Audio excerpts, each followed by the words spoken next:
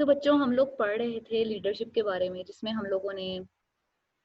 अभी last class में leadership की टाइप मतलब शुरू से एक दफ़ा ओवरव्यू किया था, लीडरशिप की डेफिनेशन पढ़ी थी और डिफरेंट थेरी जो लीडरशिप से रिलेटेड हैं, डिफरेंट जगहों पे यूज हो रही हैं, उनके बारे में मतलब उनका ओवरव्यू किया था, नेम वगैरह पढ़े थे। फिर उसके बाद हमने यूनिवर्सल थेरीज पढ़ी थी, जो कि यूनिवर्सली लीडरशिप के साथ हर जगह कनेक्टेड है, जिसमें हम लोगों ने ग्रेट मैन थेरी के बारे में पढ़ा था, ट्रेड थ्योरी के बारे में पढ़ा है और ट्रेड थ्योरी से रिलेटेड डिफरेंट और चीज़ों के बारे में पढ़ा है कि ट्रेड थ्योरी पे जब उन्होंने रिसर्च की तो वो रिसर्चेज ये बताती हैं कि जो बिग 5 पर्सनैलिटी ट्रेड्स हैं हमारी, जिसमें एग्रीएबलनेस है, एक्स्ट्रावर्डियंस है, ओपननेस टू एक्सपीरियंस है, कॉन्शियसनेस है, और ये सारी ट्रेड्स जो हैं एक्चुअली अगर किसी लीडर में ये बिग 5 पर्सनैलिटी ट्रेड्स प्रेजेंट हैं तो इट मीन्स वो एक इफेक्टिव लीडर हो सकता है। वो अपनी ऑर्गेनाइजेशन को, अपने ग्रुप को, अपने सबऑर्डिनेट्स को अपने साथ एक इफेक्टिव वे में लेकर चल सकता है, क्योंकि ऑब्वियसली बिग 5 ट्रेड्स होंगे उसके अंदर, तो उसके इंटरपर्सनल रिलेशंस भी ठीक होंगे अपने सबऑर्डिनेट्स के साथ, वो नए नए काम या चैलेंज को एक्सेप्ट करने की हिम्मत भी उसमें ज़्यादा होगी, फिर उसकी इमोशनल स्टेबिलिटी भी अच्छी होगी, तो ऑब्वियसली फिर वो एक इफेक्टिव लीडर कहलाता है।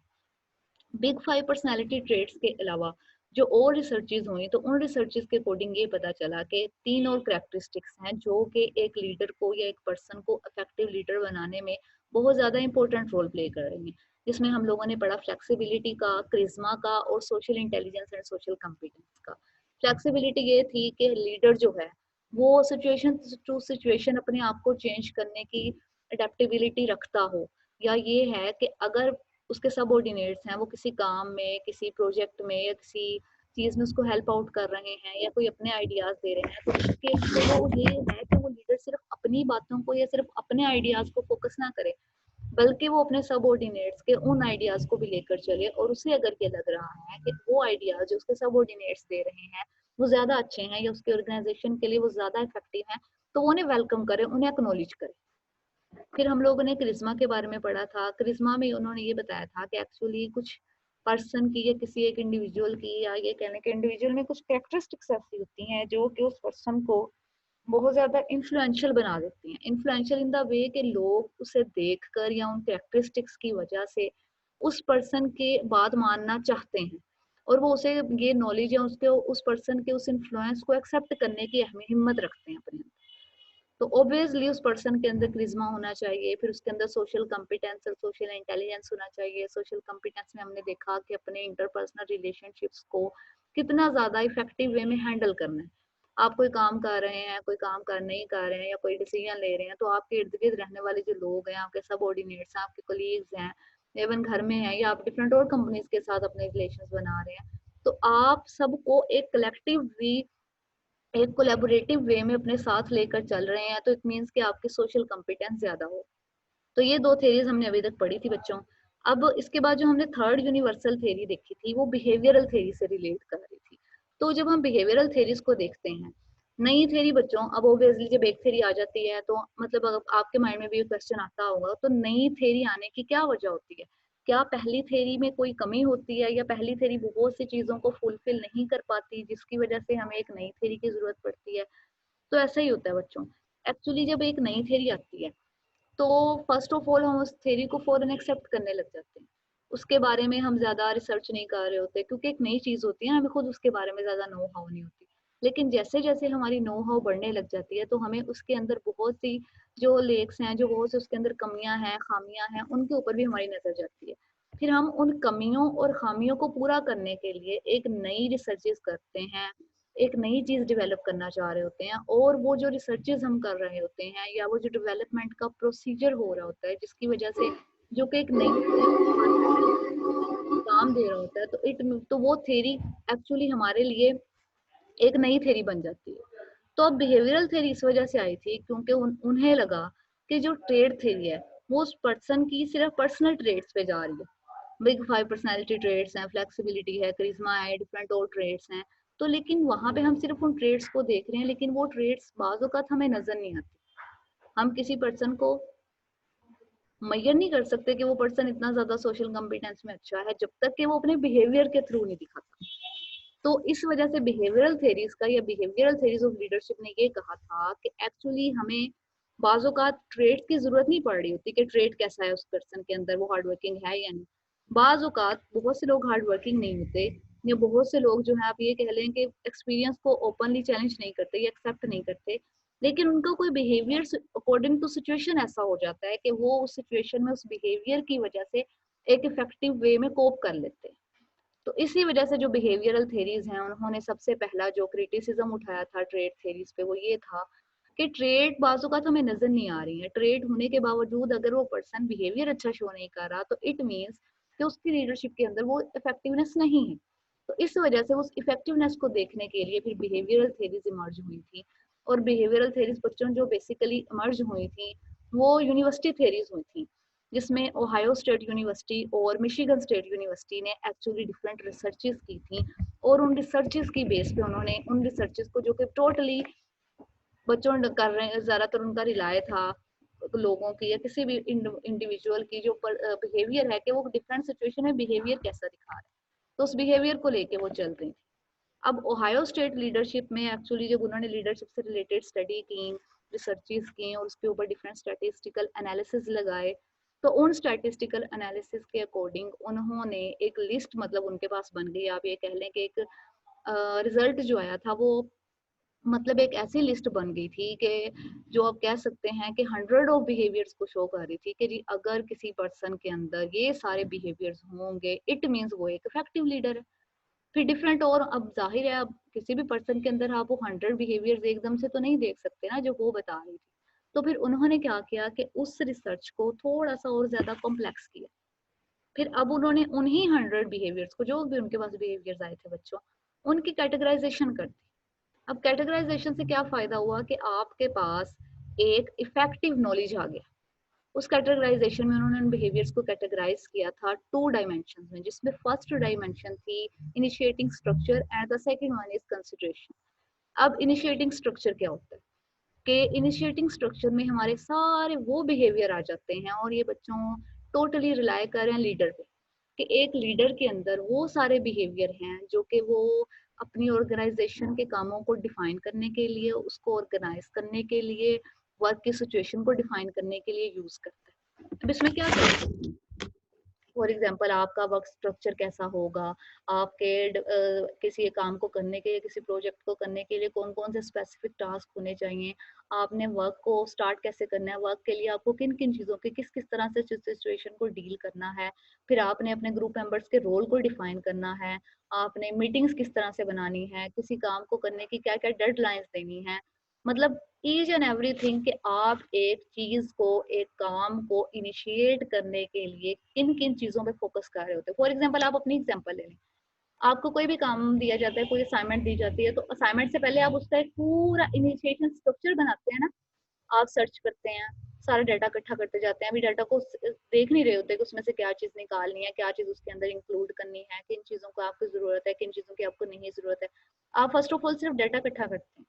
डाटा इकट्ठा करने के बाद आप उसकी कैटेगराइजेशन करते हैं, फिर आप आपस में सारे ग्रुप्स के अंदर वो डिवाइड कर देते हैं। डिवाइड करने के बाद ग्रुप के अंदर अब आपने उनको एक टॉपिक दे दिया, मतलब अपने टॉपिक से भी एक सब टॉपिक बना दिए। अब उस सब टॉपिक के अंदर भी डिफरेंट और चीजें आ रही हैं जो कि आप ग्रुप को मेंबर्स को अलग अलग काम दे रहे हैं, जिससे क्या हुआ कि आपका वो इतना ज्यादा काम जो है वो छोटा हो गया। तो इनिशिएटिंग स्ट्रक्चर में भी होता है कि लीडर एक्चुअली, इसमें लीडर के वो बिहेवियर आते हैं जो कि किसी काम को, किसी प्रोजेक्ट को पूरा करने के लिए लीडर कर रहा होता है, कि उसने काम किस किस तरह से करना है, क्या टास्क की सिचुएशन होगी, आपको किन किन चीज़ों की ज़रूरत है, किन किन किन को लोगों को कौन कौन सा रोल देना है, ईच एंड एवरी। फिर जो सेकंड वन उन्होंने, मतलब जो सेकंड डायमेंशन इसमें दी थी बच्चों, वो थी कंसिडरेशन।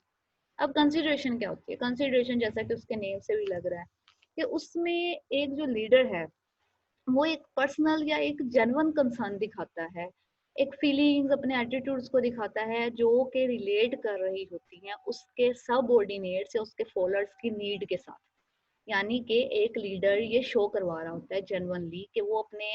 फॉलोअर्स की, अपने सबऑर्डिनेट्स की नीड्स को समझता है और उन नीड्स को फुलफिल करने के लिए उससे जो भी हो सकता है, जो भी एफर्ट्स वो कर रहा है वो करता है। यानी कि आप ये कह लें कि कंसिडरेशन में आप अपने लीडर्स या अपने सबऑर्डिनेट्स के दरमियान अपना ट्रस्ट जो है वो ट्रस्ट का लेवल ज़्यादा बिल्ड कर देते हैं। आपके दरमियान एक रिस्पेक्ट आ जाती है, आपका ट्रस्ट लेवल बढ़ने लग जाता है। अब आप आहिस्ता आहिस्ता अपने सबऑर्डिनेट्स के ओपिनियंस को सुनते हैं, उनके बारे में अपनी कोई ना कोई राय दे रहे होते हैं। फिर ऑब्वियसली अगर आपको कहीं ना कहीं किसी काम पे उनके वो ओपिनियन ज्यादा अच्छे लगते हैं, तो आप अपने ओपिनियन को छोड़ के उनके ओपिनियन को ज्यादा रिस्पेक्ट देते हैं और ज्यादा आप ये कह लें कि जज आप एक्नॉलेज कर रहे होते हैं। यानी कि आप अपने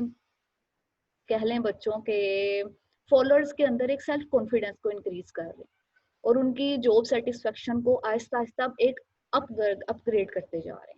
तो ये थी हायर स्टेट की रिसर्च, जिसमें उन्होंने एक्चुअली स्पेसिफिकली सिर्फ और सिर्फ वो बिहेवियर्स देखे थे जो कि उनके अकॉर्डिंग एक लीडर में होने चाहिए, और फिर इन बिहेवियर्स को उन्होंने 2 कैटेगरीज में डिवाइड कर दिया था, जो था और कंसिडरेशन थी। अच्छा बच्चों, अब एक बात और यहाँ पे मैं आपको क्लियर कर दूं कि ये जो दोनों बिहेवियर है ना, इनिशिएटिंग स्ट्रक्चर और कंसिडरेशन, ये उन्होंने साथ ये भी कहा है कि ये एक्चुअली इंटरडिपेंडेंट नहीं है, बल्कि ये टोटली इंडिपेंडेंट बिहेवियर्स हैं। जरूरी नहीं है कि एक लीडर में ये दोनों ही डायमेंशन पाई जाए। हो सकता है कि एक लीडर इनिशिएटिंग स्ट्रक्चर के बिहेवियर में ज्यादा अच्छा हो, लेकिन उसके अंदर कंसिडरेशन का बिहेवियर हो ही ना।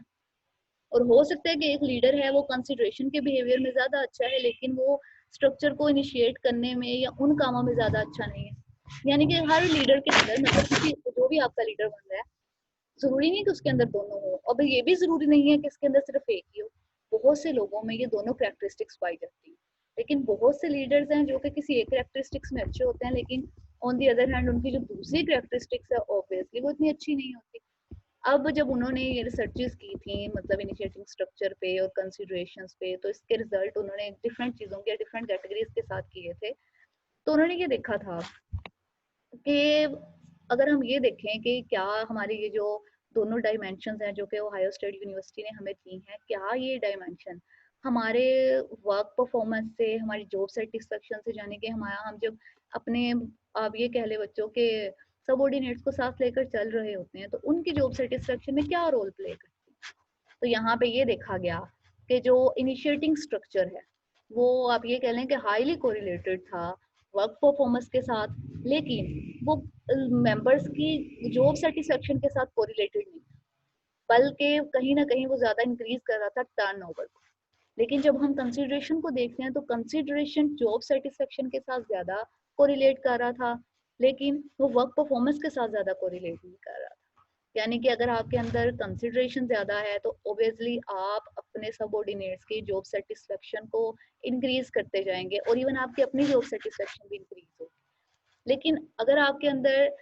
स्ट्रक्चर को इनिशिएट करने की, यानी कि उसके लिए प्लानिंग करने की एबिलिटी ज्यादा है, तो आपकी वर्क परफॉर्मेंस ज्यादा अच्छी होगी। हो सकता है तब आपकी जॉब सेटिस्फेक्शन भी अच्छी ना हो। जॉब सेटिस्फेक्शन अच्छी क्यों नहीं होगी? क्योंकि आपका जो अपने सबऑर्डिनेट्स के साथ या अपने फॉलोअर्स के साथ रिलेशनशिप है वो ज्यादा अच्छा नहीं होगा, और इस रिलेशनशिप के अच्छा ना होने की वजह से ऑब्वियसली बच्चों आपको बहुत सी चीजों को फेस करना पड़ रहा होता है। आप बेशक, मतलब अगर मैं आपको एक सिंपल सी क्लास के अकॉर्डिंग को एग्जांपल दूं, क्लास में सीआर जीआर हैं, उनकी एक ड्यूटी है, एक तरह से वो आपको लीड कर रहे होते हैं, या कहीं ना कहीं आपका जो पैगाम है या आपके जो मैसेजेस हैं वो अथॉरिटीज तक पहुंचा रहे होते हैं, ताकि आपके और उनके दरमियान गैप को किसी ना किसी तरह से ओवरकम कर सके। अगर कोई सीआर जीआर है और वो कोई काम को करने के लिए इनिशिएटिंग स्ट्रक्चर में अच्छा है, यानी कि वो आपके लिए एक प्लानिंग कर रहा है कि चलें हम अपनी क्लास के लिए प्रोजेक्ट करते हैं। अब प्रोजेक्ट के लिए उसने सारी डिटेल बता दी आपको, उससे रिलेटेड वर्क बता दिया है आपको, उससे रिलेटेड क्या क्या प्लानिंग करनी है, किन किन चीज़ों की जरूरत है, कहाँ कहाँ पे किस किस को क्या क्या काम असाइन करना है, उसने वो सब कुछ कर दिया। लेकिन अब उसकी कंसिडरेशन नहीं है, बस आपको वो काम कह दिया, उसने कहा कि आपने ये काम करना है, लेकिन अब वो काम करने के लिए उसका आपके साथ जो ट्रस्ट का लेवल है या आपके साथ जो उसकी कम्युनिकेशन का लेवल वो इतना ज्यादा अच्छा नहीं है, तो क्या होगा, आप वो काम कहीं ना कहीं पूरा तो कर देंगे, लेकिन उस काम को पूरा करने में आपको वो सेटिस्फेक्शन नहीं होगी। सेटिस्फेक्शन क्यों नहीं होगी? क्योंकि आपको पता है जो आपके फॉलोअर्स हैं या जो आपके साथ काम करने वाले दूसरे लोग हैं, उन्होंने आके आपके साथ कोई काम नहीं करवाया या आपने उनके साथ काम नहीं करवाया, तो कहीं ना कहीं वो एक इंडिविजुअल एफर्ट होगी। ओबियसली परफॉर्मेंस है कि आपने वो काम तो कर दिया, लेकिन वो काम किया क्या क्या किस किस तरह से, अब वो नहीं देखा जाएगा। अच्छा चलें, अब आपको एक काम है कि वो फॉर अगर हम कंसिडरेशन की एग्जांपल लें, यहाँ पे आपको किसी टीचर ने कोई असाइनमेंट दे दी है या डिपार्टमेंट ने आपकी क्लास को जी कोई टास्क दे दिया। अब आपको वो टास्क को साइन कर दिया गया। टास्क को साइन करने के साथ साथ आपको क्या कहा गया है, अब आपको इनिशिएटिंग स्ट्रक्चर यहाँ पे टोटली खत्म हो गया, मतलब इनिशिएटिंग स्ट्रक्चर वाला स्टेप आपने लिया ही नहीं। अब क्या है, CR GR जो है आपके साथ कंसिडरेट कर रहे हैं, यानी कि कोलैबोरेट कर रहे हैं, कोऑपरेट कर रहे हैं, आप चीज़ों को एक साथ लेकर चल रहे हैं, काम ठीक तरह से हो रहा है, तो यहाँ पे क्या होगा, आप वो काम जैसे ही फुलफिल होगा, वहाँ पे ऑब्वियसली परफॉर्मेंस तो आपकी जो होगी ना वो होगी, लेकिन उस काम को करने का जो आपका उसके बाद जो आपको सेटिस्फेक्शन मिलेगी वो बहुत ज़्यादा होगी। आपके अंदर एक टीम पावर बहुत ज़्यादा हो जाएगी, आप एक दूसरे के साथ कोलैबोरेटिव वे में चीज़ें बहुत ज़्यादा अच्छी करने की वजह से मतलब आपका बिहेवियर स्ट्रॉन्ग होना स्टार्ट हो जाता है। तो इस वजह से कहीं ना कहीं ये आपको दोनों चीज़ों की ज़रूरत होती है, और ऑब्वियसली अगर किसी के अंदर दोनों ही कैरेक्टरिस्टिक्स होंगे तो बहुत ही इफेक्टिव लीडर होगा। लेकिन फिर भी अगर किसी के अंदर कोई एक कैरेक्टरिस्टिक भी है तो वो किसी ना किसी तरह से किसी ना किसी वे में एक इफेक्टिव लीडर हो सकता है। ओके बच्चों, ये थी ओहायो स्टेट यूनिवर्सिटी की स्टडी, जो कि उन्होंने सिर्फ इन्हीं दो इनिशिएटिंग स्ट्रक्चर और कंसिडरेशन पे बेस कर रही थी। इसके बाद जो बिहेवियर स्टडी में सेकंड यूनिवर्सिटी स्टडी आती है बच्चों, वो मिशिगन यूनिवर्सिटी की स्टडी है। आप ये देख लें कि just like Ohio state university, Michigan university ने जो स्टडी दी थी, उन्होंने भी बेसिकली फर्स्ट ऑफ ऑल तो पहले उन्होंने सिर्फ दो ही ऐसे टास्क बताए थे या ऐसे बिहेवियर बताए थे जो कि उनके अकॉर्डिंग एक लीडर की इफेक्टिवनेस में इंपॉर्टेंट रोल प्ले करते हैं, जिसमें फर्स्ट वन था task oriented behaviour and the second one है रिलेशनशिप ओरिएंटेड बिहेवियर। अब कहीं ना कहीं इन दोनों को आप देखेंगे तो आपको ये कहीं ना कहीं ओहायो स्टेट यूनिवर्सिटी की रिसर्च से मिलते जुलते ही लग रहे हैं। तो जिसमें फर्स्ट वन ओबियसली टास्क से रिलेटेड है और उसमें भी इनिशिएटिंग स्ट्रक्चर था, और सेकंड वन है रिलेशनशिप से रिलेटेड है तो उसमें कंसिडरेशन आ जाता था अपने सबऑर्डिनेट्स के साथ। तो जब हम टास्क ओरिएंटेड को देखते हैं तो टास्क ओरिएंटेड में एक्चुअली आपका टोटली कंसर्न होता है अपनी परफॉर्मेंस पे, कि आपने अपने ग्रुप के साथ, नो डाउट इसमें आप कहीं ना कहीं ग्रुप कंसिडरेशन भी करते हैं, लेकिन ग्रुप कंसिडरेशन भी आपकी उस हद तक होती है कि जो कि आपके टास्क से रिलेटेड है। टास्क से रिलेटेड अगर ग्रुप को कोई कॉन्फ्लिक्ट का सामना करना पड़ रहा है, कोई चीज समझ नहीं आ रही, तो वहां पे आपका कंसिडरेट लेवल टोटली हाई होता है, आप उनके साथ रिलेट कर रहे होते हैं। लेकिन इसके अलावा जो उनकी वैसे नीड्स हैं, मतलब हो सकता है उनकी कोई पर्सनल, आप ये कह सकते हैं बच्चों के कोई पर्सनल स्ट्रेसेस हो सकते हैं या कोई और स्ट्रेस हो सकता है सबऑर्डिनेट्स को, वहां पे आप वो कंसिडरेशन उस लिहाज से नहीं शो कर रहे होते, आप टास्क ओरिएंटेड कंसिडरेशन शो कर रहे होते हैं कि आपके वर्क के स्टैंडर्ड कौन से होने चाहिए अपने एम्प्लॉयज के लिए, आप उनकी फिक्र कर रहे होते हैं कि आपने उन्हें अच्छे स्टैंडर्ड देने हैं, क्योंकि अगर आप उन्हें अच्छा स्टैंडर्ड देंगे तो ऑब्वियसली वो आपका काम अच्छा करेंगे। आपने उनकी सुपरवाइजिंग बहुत अच्छे से करनी है, आपने उनके लिए जो जो गोल असाइन किए उन गोल्स को अचीव करने में जो भी नीड्स होंगे उनकी, आप वो सारी नीड्स फुलफिल कर रहे होते हैं। तो ये होती है हमारे बच्चों टास्क ओरिएंटेड बिहेवियर। अब दूसरी साइड पे ऑन द अदर हैंड अब अगर देखें हम लोग तो वो है रिलेशनशिप ओरिएंटेड बिहेवियर। अब रिलेशनशिप ओरिएंटेड बिहेवियर में एक्चुअली हमारा कंसर्न होता है एम्प्लॉय की वेल बीइंग के साथ, यानी कि यहाँ पे हम एम्प्लॉय के साथ अपने इंटरपर्सनल रिलेशनशिप्स को मेंटेन करने की तरफ वो ज़्यादा तवज्जो दे रहे होते हैं ऑन दी जॉब। ये भी याद रखें कि आप फॉर एग्जांपल अगर उसकी वेलबींग की, अगर उसको अच्छी पे नहीं मिल रही, उसके घर का खर्चा नहीं चल रहा, तो यहाँ पे आपकी कंसिडरेशन कहीं ना कहीं उसके घर के साथ भी लिंक कर रही है। यानी कि अगर आप उसे अच्छी पे नहीं देंगे तो वो जॉब से रिलेट हो जाएगा, तो ओबियसली उसके घर की टेंशन नहीं रिलीव होंगी, तो घर की टेंशन रिलीव जब तक नहीं होगी तो वो काम पे कैसे एक अच्छा परफॉर्म कर सकेगा। तो रिलेशनशिप ओरिएंटेड बिहेवियर्स में हम लोग अपने पर्सन, अपने एम्प्लॉयज की, अपने सबऑर्डिनेट्स की वेलबींग की तरफ ज़्यादा तवज्जो दे रहे होते हैं, और इसके साथ साथ हम अपनी ऑर्गेनाइजेशन का या ऑर्गेनाइजेशन के अलावा ग्रुप का भी कोई डिसीजन ले रहे होते हैं, तो वहाँ पे हम कहीं ना कहीं या बल्कि हर तरह से हर लिहाज से अपने सबऑर्डिनेट्स को भी साथ लेकर चल रहे होते हैं कि आप बताइए कि अगर हम ये काम इस तरह से करें तो वो किस तरह से इफेक्टिव होगा, अगर हम इसमें ये चीजें इस तरह से शामिल कर रहे हैं तो क्या ये इफेक्टिव होगा या नहीं होगा। यानी कि आप हर काम में उनकी राय को भी उतनी ही इम्पोर्टेंस दे रहे होते हैं जितनी कि आप खुद की राय को इम्पोर्टेंस दे रहे हो। तो इसी तरह मतलब मिशिगन यूनिवर्सिटी ने जो, मतलब आप ये कह ले बच्चों के जो लार्ज कंपनीज थी उनके कंट्री की, वहाँ पे ये रिसर्चेस कंडक्ट करवाई थी, उन रिसर्चेस को कंडक्ट करवा के जो ये दो आपके पास फाइंडिंग्स आई हैं उनके बारे में वो उन्होंने देखा था, और ये फाइंडिंग्स एक्चुअली पॉजिटिवली रिलेट कर रही थी वर्क ग्रुप परफॉर्मेंस से, कि यानी कि आप अपने ग्रुप को जब साथ लेकर चल रहे होते हैं तो इट मीन्स आपका काम एक इफेक्टिव वे में चल रहा होता है, तो आपका ग्रुप भी उससे सेटिस्फाई होता है, इवन आपकी पर्सनल सेटिस्फेक्शन, पर्सनल कॉन्फिडेंस का लेवल बढ़ने लग जाता है। और जब आपका पर्सनल कॉन्फिडेंस बढ़ता है तो ऑब्वियसली आपकी जो ऑर्गेनाइजेशन है या आप किसी और जगह पे काम कर रहे हैं जो उनकी रिक्वायरमेंट्स हैं, या आप ये कह लें कि जो उसकी डेवलपमेंट है या उसकी ग्रोथ है, उसमें भी इजाफा होगा। यानी कि आप ये कह लें कि जब हम टास्क ओरिएंटेड बिहेवियर और रिलेशनशिप ओरिएंटेड बिहेवियर दोनों को साथ लेकर चल रहे होते हैं, तो एक्चुअली ये दोनों बिहेवियर ही हमारे आगे बढ़ने में, हमारी तरक्की में, हमारी ऑर्गेनाइजेशन की, बल्कि ग्रुप की तरक्की में भी एक इफेक्टिव रोल प्ले करते हैं। हर हर तरह से या हर लिहाज से वो किसी ना किसी वे में आपके लिए भी इफेक्टिव होते हैं। ये तो थी बच्चों हमारी बिहेवियरल स्टडीज से पहले हमने ट्रेड थ्योरी के बारे में पढ़ा, बिहेवियर थ्योरी के बारे में भी पढ़ लिया है, ग्रेट मैन थ्योरी के भी बारे में भी पढ़ लिया है। अब आपके पास चैप्टर भी है अपना, चैप्टर में उन्होंने कुछ, आप ये कह लें कि करेक्टरिस्टिक्स दी हैं उनके अकॉर्डिंग कि एक्चुअली अगर ये करेक्टरिस्टिक्स होंगी किसी भी लीडर के अंदर, तो इट मीन्स वो एक इफेक्टिव लीडर है। या आप ये कह सकते हैं कि एक इफेक्टिव लीडर बनने के लिए, या आप अगर एक इफेक्टिव लीडर बनना चाह रहे हैं, तो आपके अंदर ये करेक्टरिस्टिक्स होनी चाहिए। अच्छा बच्चे, यहाँ पे मैं एक बात क्लियर कर दूं, हमने स्टार्ट में भी ये देखा था कि इफेक्टिव लीडर जरूरी नहीं है कि आप किसी मैनेजेरियल पोस्ट पे होंगे, या आप किसी ऑर्गेनाइजेशन में ही वर्क कर रहे होंगे, या आपको सिर्फ ऑफिस के वर्क से रिलेटेड काम ही दिए जाएंगे तभी आप एक लीडर बन सकते हैं। आपके जो प्रेजेंटेशन के ग्रुप होते हैं उसमें भी कोई ना कोई लीड करना स्टार्ट हो जाता है ना, तो उसमें भी आप एक लीडर होते हैं। इसी तरह जब आपको कोई टीचर लेकर चल रहा होता है, तो टीचर भी एक तरह से आपका लीडर होता है। इस तरह से अगर आप CR GR को देखें तो वो आपके लीडर होते हैं। अगर आप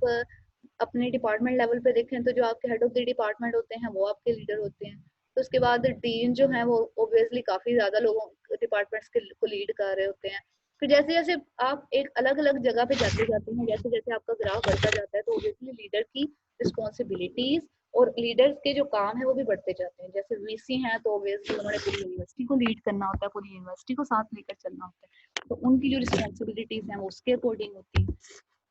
अब यहाँ पे हम लोग कुछ चीजें देख लेते हैं या कुछ पॉइंट्स चेक कर लेते हैं, जो कि कहा जाता है कि अगर आप एक पर्सन को चाह रहे हैं कि वो एक इफेक्टिव लीडर बने, तो इट मीन्स कि वो इफेक्टिव लीडर जो है उसके लिए उसको इन बातों की तरफ या इन चीजों को अपने अंदर अडॉप्ट करने की जरूरत है। जिसमें फर्स्ट वन है बच्चों, become a more effective communicator. यानी कि हम लोगों ने अभी पढ़ा, अभी मतलब रिलेशनशिप ओरिएंटेड स्टडी में पढ़ा, फिर उसके अलावा ओपन कंसिडरेशन स्टडी में पढ़ा। तो ये स्टडीज भी कहीं ना कहीं आपका जो आपस में एक दूसरे के साथ कम्युनिकेशन लेवल है ना, उसके बारे में बात कर रही है। यानी कि आपका अपने ग्रुप मेंबर्स के साथ, अपने फॉलोअर्स के साथ, अपने कोलीग्स के साथ जितना भी ज्यादा कोऑपरेट होगा या कम्युनिकेशन लेवल ज्यादा अच्छा होगा, उतनी ही ज्यादा आप ये कह लें कि आप एक, अगर आपका अगर आप फॉर एग्जांपल एक सुपरवाइजर, तो अगर आप किसी को सुपरवाइज कर रहे हैं, तो आप अगर अपने सबऑर्डिनेट की बात को समझ रहे हैं, सुन रहे हैं, और उसकी किसी ना किसी नीड को फुलफिल कर रहे हैं, या आप ये कह लें कि अगर वो किसी हर्डल को फेस कर रहा है तो आप उस हर्डल पे काम कर रहे हैं, तो इट मीन्स कि आपका कम्युनिकेशन लेवल अच्छा है। तो आप एक जितने ज्यादा अच्छे इफेक्टिव कम्युनिकेटर होंगे, उतनी ही ज्यादा आपकी लीडरशिप की स्किल्स भी अच्छी होंगी। क्योंकि जब आप एक इफेक्टिव कम्युनिकेटर होंगे, तो आपके जो सबऑर्डिनेट्स हैं या जो आपके फॉलोअर्स हैं, वो आपसे कोई भी बात कहने में, अपना कोई भी मसला शेयर करने में, अपनी कोई भी नीड्स के बारे में बताने में वो झिझकेंगे कि नहीं, उनके अंदर कोई हेजिटेशन की फीलिंग नहीं आएगी। तो जब वो हेजिटेट नहीं करेंगे, तो ऑब्वियसली बच्चों क्या होगा, फिर उतना ही ज्यादा वो आपको पसंद करेंगे, उतना ही ज्यादा उन्हें आप अच्छे लगेंगे, वो आपके अकॉर्डिंग या आपकी विशेष के अकॉर्डिंग या आपके अंडर काम करना चाहेंगे। तो इसीलिए एक इफेक्टिव लीडर बनना भी बहुत जरूरी है। उसके बाद बच्चों सेकंड वन है be both task oriented and relationship oriented. जैसे कि अभी हम लोगों ने देखा कि मिशिगन स्टेट यूनिवर्सिटी ने जो हमें दो बिहेवियर्स बताए थे, जिसमें उन्होंने टास्क ओरिएंटेड और रिलेशनशिप ओरिएंटेड के बारे में बताया था। तो ऑब्वियसली एक अच्छा लीडर बनने के लिए, दूसरों को अपने साथ लेकर चलने के लिए, आपको इन दोनों स्किल्स को अपने अंदर डिवेलप करना होगा। अब यहाँ पे जब आप बच्चों लीडर है ना, फॉर एग्जाम्पल आप घर में है ना, अगर आप घर का बड़ा बहन भाई हैं, या घर में आप चाहते हैं कि लोग आपकी बात माने, अब हो सकता है घर में जरूरी नहीं है कि हर घर में सिर्फ बड़ा बहन भाई एक इफेक्टिवली लोगों को लीड कर सकता हो। बाजुकात दरमियान वाला या सबसे छोटा भाई भी कोई ऐसा होता है कि जिसकी बात को, जिसके फैसलों को या जिसके ओपिनियंस को घर में ज्यादा अच्छा समझा जाए। तो इसीलिए अब आप इसको अपने अंदर आप सोच लें कि आपने भी किसी ना किसी को लीड करना है, आपने घर चलाना है, या आपने कहीं पे जॉब करनी है, या आप अभी भी ये काम कर रहे हैं, आप एक सेटिंग में हैं, तो आपको दोनों चीजों में एक अच्छा होना पड़ेगा। आपको टास्क ओरिएंटेड भी होना पड़ेगा, और इसके साथ साथ अब सिर्फ टास्क ओरिएंटेड होना ही आपके लिए सिर्फ वो नहीं है कि आप सिर्फ टास्क ओरिएंटेड हो जाए और बाकी सारे मसले मसाइल खत्म हो जाएंगे। बल्कि उसके साथ साथ आपको रिलेशनशिप ओरिएंटेड भी होना पड़ेगा। टास्क ओरिएंटेड और रिलेशनशिप ओरिएंटेड जब आपके अंदर ये दोनों क्वालिटीज होंगी तो ऑब्वियसली आपको एक इफेक्टिव लीडरशिप की तरफ समझे आपने एक और स्टेप ली। फिर उसके बाद है कि एज अ लीडर आपको डिफरेंट डिसीजंस लेना पड़ रहे होते हैं, आप डिफरेंट चीज़ों से रिलेटेड होते हैं, तो उस डिसीजन मेकिंग में आपको बहुत ज़्यादा केयरफुल होना पड़ता है। यानी कि आप एक ऐसा डिसीजन मेकिंग मॉडल फॉलो करें जो कि फ्लेक्सिबल हो। जैसे अभी हम लोगों ने पढ़ा था ना कि इफेक्टिव लीडर होने के लिए फ्लेक्सिबिलिटी भी एक इम्पोर्टेंट एस्पेक्ट है, कि अगर आपके अंदर फ्लेक्सिबिलिटी होगी तो इट मीन्स कि आप एक इफेक्टिव लीडर। अब फ्लेक्सिबिलिटी को हम डिसीजन के अकॉर्डिंग इस तरह से भी ले लेते हैं बच्चों के, अगर आपने फॉर एग्जांपल कोई डिसीजन बनाया हुआ है किसी भी काम से रिलेटेड या कोई भी काम करने से, अब आप जा रहे हैं, अब ऑब्वियसली एज अ लीडर हैं तो आपके लिए उस डिसीजन को खत्म करना या उसको चेंज करना, मतलब कहीं ना कहीं हमारी ईगो भी हर्ट हो रही होती है जब हम लीडर बन जाते हैं कि हम तो उसको चेंज करें, या हमने उसके अकॉर्डिंग सारे काम सेट कर लिए होते हैं, हमें लग रहा होता है कि नहीं बस अब इसके अकॉर्डिंग ही सारे काम होने चाहिए और नहीं होना चाहिए कुछ, तो हम क्या करते हैं, हमें वो चेंज लाना बहुत ज़्यादा मुश्किल लग रहा होता है, हमें लग रहा होता है कि अगर हम इसमें इतना सा चेंज करेंगे तो उस चेंज के अकॉर्डिंग बहुत सी और चीज़ें हैं इर्द गिर्द की जो कि फर्दर हमें चेंज करना पड़ेगी। तो यहाँ पे वो ये कह रहे हैं कि जब आप एक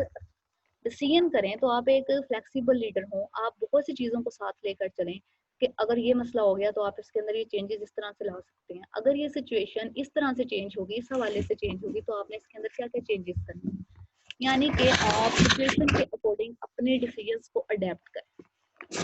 यानी कि आपकी डिसीजन मेकिंग ऐसी हो कि वो डिसीजन मेकिंग आपके लिए भी ऑब्वियसली बेनिफिशियल हो, और एज अ लीडर आपकी ज़्यादातर तवज्जो होती है कि आप जो काम कर रहे हैं वो काम अच्छे तरीके से फुलफिल हो। फिर इसके साथ साथ आपकी तवज्जो या आपका इंटरेस्ट अपने सबऑर्डिनेट्स की वेलबिंग की तरफ भी होता है कि आपने उनको कितने इफेक्टिव वे में साथ लेकर चलना है। तो इसीलिए एक इफेक्टिव लीडर को डिसीजन मेकिंग करते हुए बहुत ज़्यादा बच्चों कह लें कि केयरफुल होना पड़ता है। उसके बाद बच्चों फोर्थ कैरेक्टरिस्टिक्स है, remember that leadership is a two way street. हमेशा याद रखिएगा बच्चों, आप सिर्फ लीडरशिप ही नहीं है बच्चों, बल्कि मुझे तो लगता है कि आप कोई भी काम कर रहे होते हैं कहीं पे भी होते हैं, इवन आप एक सबऑर्डिनेट भी हैं, तो हर जगह आप एक टू वे स्ट्रीट में चल रहे हैं, आपकी पूरी लाइफ एक टू वे स्ट्रीट होती है। आप अगर अच्छा काम करेंगे या अपने लीडर के साथ अच्छे होंगे, या एज अ लीडर आप अपने सबऑर्डिनेट्स की फीलिंग्स का, उनके एटीट्यूड्स का, उनके इमोशंस का, उनकी नीड्स का ख्याल रखेंगे, तो इट मीन्स कि आप अब ये कह लें कि आप उनके जो सारे राइट्स को फुलफिल कर रहे हैं, तो ऑब्वियसली जो फिर सबऑर्डिनेट्स हैं वो भी आपकी दी गई ड्यूटीज को एक इफेक्टिव वे में पूरा करेंगे। लेकिन अगर आपको लगे कि नहीं आप एक लीडर हैं और आपका काम सिर्फ और सिर्फ अपनी सबऑर्डिनेट्स को आप ये कह लेंगे डिक्टेट करना है, या उनको सिर्फ असाइनमेंट देना है, या उनको ये सिर्फ ये कहना है कि उन्होंने फलां काम या इस टाइम पे ये काम पूरा करना है, तो इट मीन्स कि फिर आप एक वन वे स्ट्रीट में एंटर हो गए, और इस वन वे स्ट्रीट में फिर आपको कोई फायदा नहीं होगा। इस वन वे स्ट्रीट में हो सकता है आपके काम फुलफिल हो सके, लेकिन इमोशनल स्टेबिलिटी आपके अंदर नहीं आएगी। अगर इमोशनल स्टेबिलिटी आपके अंदर नहीं आएगी तो उसका क्या नतीजा निकलेगा बच्चों, आपकी जॉब सेटिस्फेक्शन ज़्यादा अच्छी नहीं होगी, आपको वहाँ पे बहुत से मसले मसाइल को फॉलो करना पड़ेगा। तो इसीलिए अपने सबऑर्डिनेट्स को सबको साथ लेकर एक इफेक्टिव वे में चलेंगे तो आप एक अच्छे लीडर बन पाएंगे। उसके बाद बच्चों जो फिफ्थ वन कैटेगरी है या फिफ्थ वन हम लोग पढ़ रहे थे, सॉरी, एक इफेक्टिव लीडर बनने की तरफ जाने की जो आप ये कह लें कि की टू सक्सेस है, वो है learn to delegate. Delegate, what is meant by delegate? Delegate का मतलब होता है कि आप ये कह लें कि बच्चों इसका मतलब होता है कि जो इफेक्टिव लीडर्स होते हैं वो जितने भी आपको चैलेंज को देख रहे होते हैं, या आपके कोई भी चैलेंज आ रहे होते हैं, या कोई भी काम आ रहा होता है, कोई भी टास्क आपको दिया जा रहा है, कुछ भी देखा जा रहा है, तो वो टोटली रिलाई नहीं कर देते सिर्फ और सिर्फ अपने सबऑर्डिनेट्स, बल्कि वो खुद को भी उन सब चीज़ों का, उन टास्क का, उन आप ये कह लें गोल्स का, उन असाइनमेंट्स का उतना ही रिस्पॉन्सिबल समझ रहे होते हैं जितना कि वो दूसरों को समझते हैं। उन्हें लगता है कि अगर वो अपने उनके साथ अपने सबऑर्डिनेट्स के साथ अच्छे वे में काम कर लेकर चल रहे होंगे तो इट मीन्स उनका काम भी ज़्यादा अच्छा होगा, उन्हें सिखाना आपको अच्छा पड़ रहा होता है, आप उन्हें वर्क ओरिएंटेड रिलेटेड ड्यूटी ज़्यादा अच्छी दे रहे होते हैं, जब आप उनके साथ मिलकर काम कर रहे होते हैं तो ऑब्वियसली आपकी जो प्रोडक्टिविटी का लेवल है वो भी ज़्यादा हाई हो जाता है, क्योंकि आप सब मिलके काम कर रहे हैं ना, अब उन्हें लग रहा है कि वो और यहाँ पे कहीं ना कहीं इसके साथ साथ जो आपके सबऑर्डिनेट्स की वेल बीइंग है वो भी ग्रो कर रही होती है, उन्हें लग रहा होता है कि यहाँ पे वो सिर्फ और सिर्फ कोई मुलाजिम या एज अ सर्वेंट काम नहीं कर रहे हैं, एज अ सबऑर्डिनेट काम नहीं कर रहे हैं, बल्कि यहाँ पे उनकी, आप कह लें बच्चों, हैसियत या उनकी पोजीशन भी उतनी ही इम्पोर्टेंट है जितनी के उनके, आप ये कह लें कि सर की है या उनके लीडर की। उसके बाद बच्चों सिक्स वन है have leadership self efficacy. Self efficacy ये है कि आप एक लीडर हैं, या सेल्फ एफिकेसी का मतलब होता है बच्चों के एज अ पर्सन या एज अ सेल्फ हम सब लोग अपनी एबिलिटी से किस हद तक वाकफ होते हैं। मतलब हम सबको पता ही होता है ना हमारे अंदर ये फलां चीज की एबिलिटी है, या हम ये काम बहुत अच्छे तरीके से कर सकते हैं। तो एक लीडर जो है ऑब्वियसली अब उसको उसके ऊपर बहुत सारी जिम्मेदारियां होती हैं, उसके ऊपर ज्यादा काम का बोझ होता है। तो एज अ लीडर उसे पता हो कि उसके अंदर क्या ये एबिलिटी है कि वो एक इफेक्टिव लीडर बन सकता है, क्या उसके अंदर अ, वो कॉन्फिडेंस है कि अगर कोई भी, आप ये कह लें कि काम से रिलेटेड कोई स्ट्रेस आ रही है या वर्क से रिलेटेड कोई कंडीशंस ऐसी आ रही हैं जो कि मतलब कि जो उसके काम को फुलफिल करने के लिए एक हर्डल क्रिएट कर रही हैं, तो उन हर्डल्स को वो कितने ज़्यादा इफेक्टिवली हल कर सकता है। यानी कि एक इफेक्टिव लीडर बनने के लिए आपको ज़रूरी है कि आपको अपनी एबिलिटीज़ का भी बहुत अच्छे से पता होगा, क्योंकि अगर अपनी एबिलिटीज़ का पता होगा तभी आप अपने सबऑर्डिनेट्स की फुल नीड्स को फुलफिल कर सकेंगे, तभी आप उनके कामों को, उनकी चीज़ों को अच्छे तरीके से आगे लेकर चल सकेंगे। अदरवाइज ऑब्वियसली जब आपको डाउट होगा या आपका सेल्फ कॉन्फिडेंस ज़्यादा अच्छा नहीं होगा, तो क्या होगा बच्चों, फिर इससे रिलेटेड ये होगा कि फिर आप दूसरे लोगों की कामों को या उनकी प्रॉब्लम्स को, क्योंकि आपके सबऑर्डिनेट्स तो टोटली आप पे रिलाई कर रहे हैं ना, फिर आप उनके प्रॉब्लम्स को भी बिल्कुल भी ठीक तरह से इफेक्टिव वे में खत्म नहीं कर पाएंगे, या ठीक तरह से उसको नहीं फुलफिल कर सकेंगे। तो इससे रिलेटेड आपका जो एक इफेक्टिव लीडर बनने का ख्वाब है जो वो भी बिल्कुल खत्म हो जाएगा। उसके बाद है बच्चों, monitor followers performance, set challenging goals and give constructive feedback. यानी कि आप